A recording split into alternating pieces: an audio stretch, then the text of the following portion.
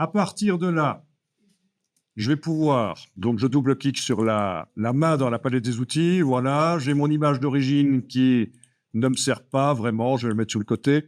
Je fais n'importe quoi comme forme et dans la case de fond, je teste les différents motifs que j'ai faits, à quoi ça ressemble.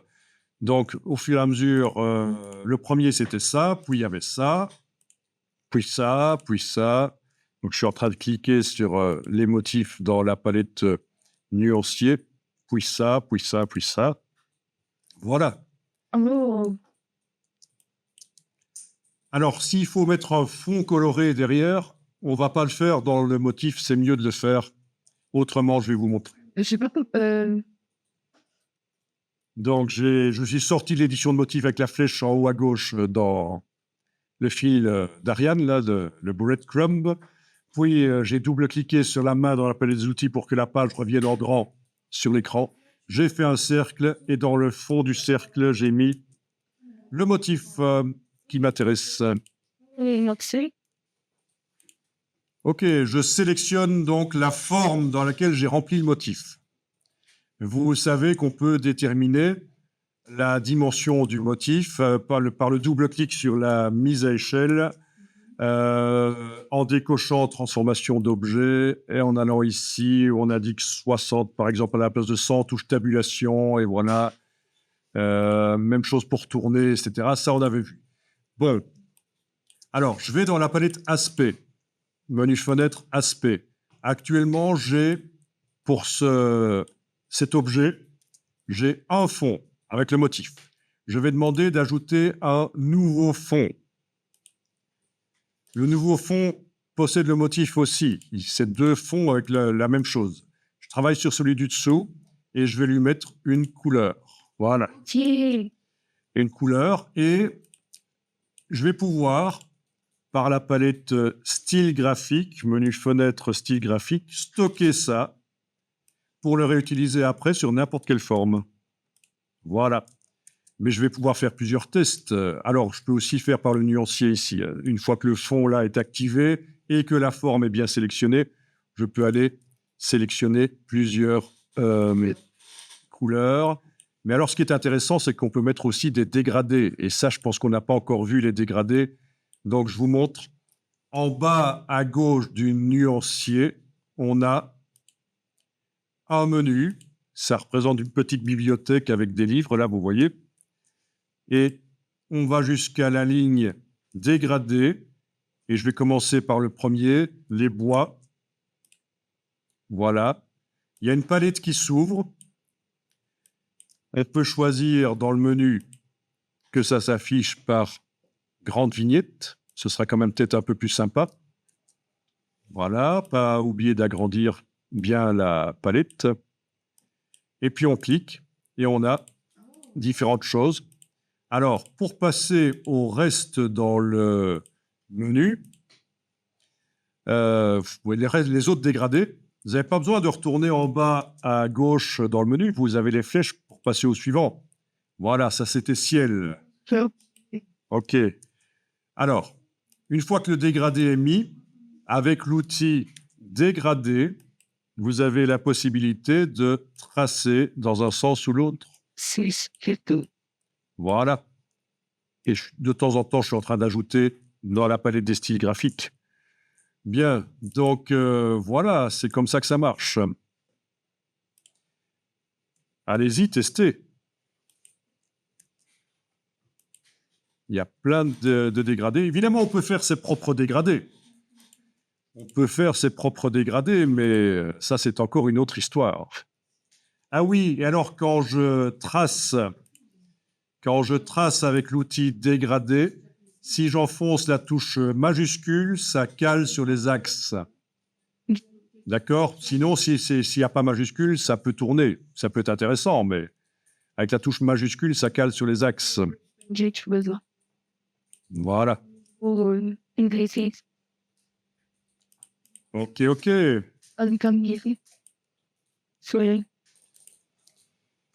Donc, si je fais n'importe quelle forme,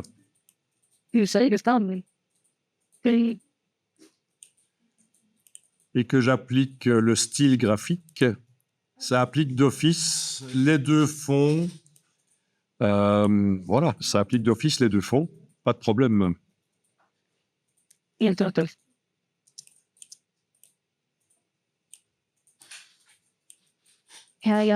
Voilà, je viens de faire une étoile. C'est le dégradé seul qui est arrivé, mais il faut que je clique sur le style graphique pour l'appliquer. Voilà. Et je peux tester les autres styles graphiques que j'avais faits, évidemment.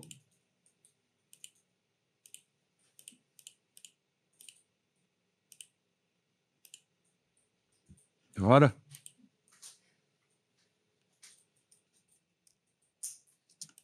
Si je fais un nouveau document, fichier nouveau, et que je fais une forme, dans le nouveau document, je n'ai pas les styles graphiques. Il n'y a même pas dans le nuancier les motifs que j'ai faits. Comment faire alors? Ben oui, on va se servir d'un objet du premier document qui utilise le style graphique. On va le sélectionner, le copier, donc édition copier, commande C sur le Mac, CTRL C sur le PC. On va dans le document ici, on va le coller. Donc le style graphique utilisé par l'objet va apparaître là quand je vais le coller.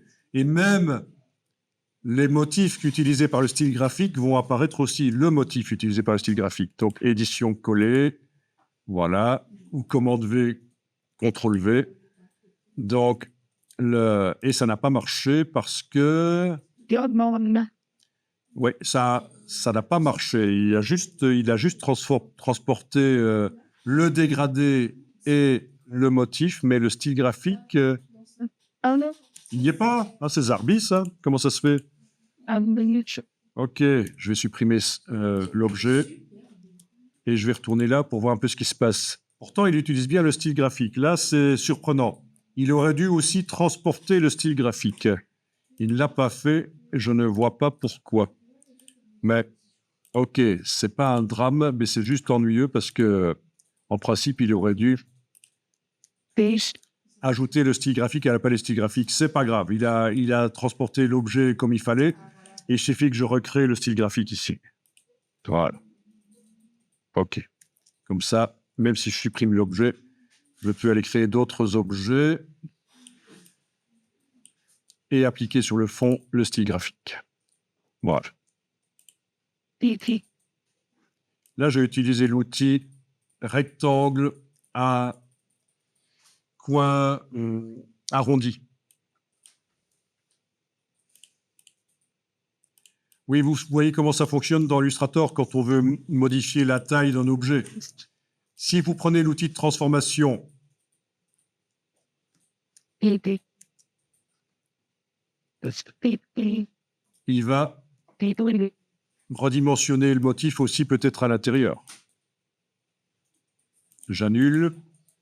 Dans le menu fenêtre transformation, on avait vu ça. Fenêtre transformation, on a la possibilité de dire que on ne modifie, là, dans le menu pancake de la palette de transformation, qu'on ne modifie que l'objet, transformer l'objet. Et là, si j'utilise l'outil de transformation maintenant, le motif reste à la même dimension et ne s'agrandit pas. Voilà.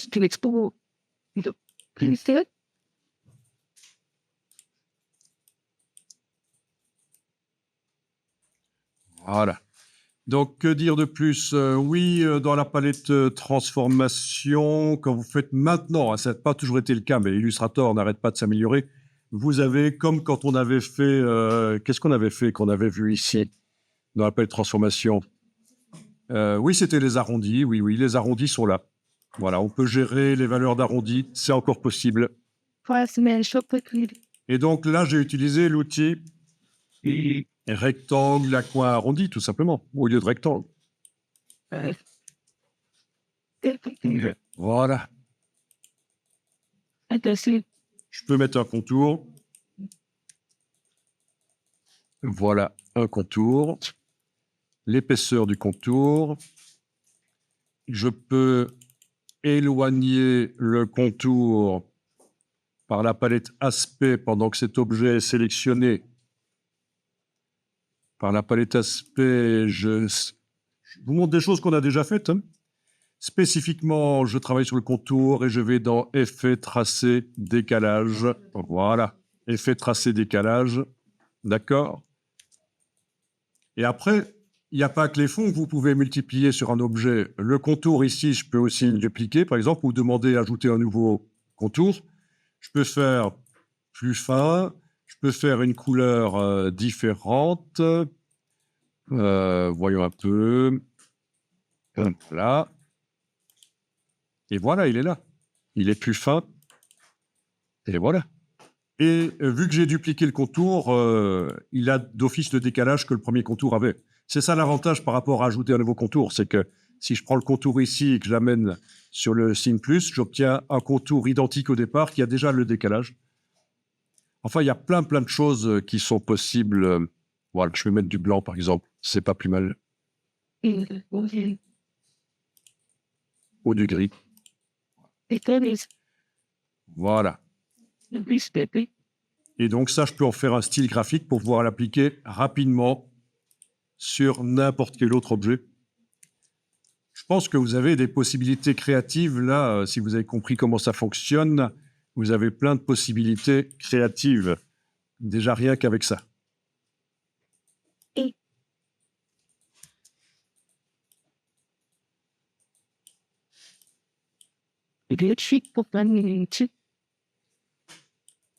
Ah oui, pour les polygones, c'est la même chose que pour les étoiles. Par la palette de transformation, vous aurez la possibilité de changer le nombre de côtés, mais aussi pendant que vous le tracez, tant que vous n'avez pas lâché le bouton la souris, vous pouvez déterminer le nombre de côtés. Et avec la touche Shift, ça cale sur les axes. Voilà, sinon, je lâche la touche Shift.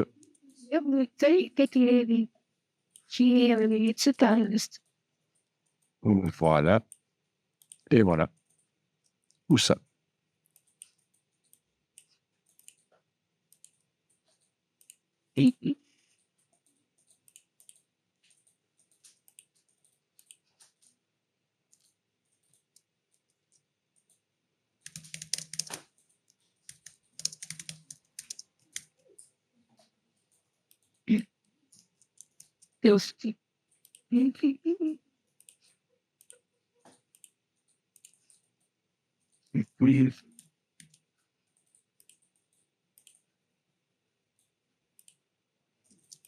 Donc, qu'est-ce qui va être fait après?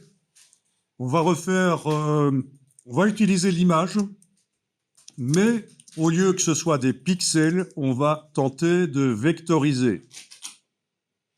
Donc, ce sera une simplification de l'image. Parfois, ça donne bien, parfois pas. Et ce sera utilisable dans un motif aussi, style graphique ensuite.